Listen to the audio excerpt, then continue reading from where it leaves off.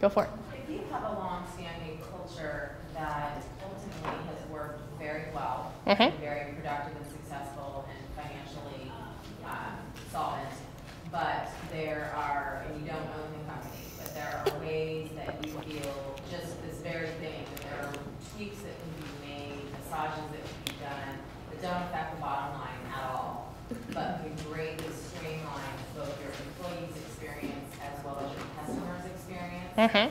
Do you have any suggestions, tips, or tricks on how to present that type of a concept of a slight change or tweak to someone who's very old school, stuck in the same, worked really well, so why change it? You know, yes, that's a common trend in this industry. Any suggestions? Start small and start with what you have control over.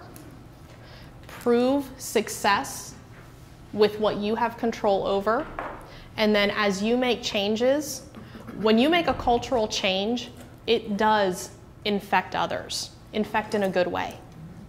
It affects others, and you will be able to influence how they make changes as well. Sometimes going to the top, if you're not at the top, can be the worst thing in the world you can do. But you have control over your particular area. And if you can show that you started off doing things this way, we massaged a few things, we made a few changes, we now do things this way, you'll be amazed at, you can attach it to the bottom line. You can attach it to business improvement or employee productivity. You will be able to, because culture changes have that effect. It's hard to measure morale. No, it's not. Well, from this person's perspective, it is actually. To sit and just look at morale and say, is it good, is it bad? Yes, it is hard to do. But when you, instead of focusing solely in on morale, you focus in on business productivity, how long it takes people to do a job, their willingness to step up and do a job, that is all accountability. That helps prove your point when you go higher up.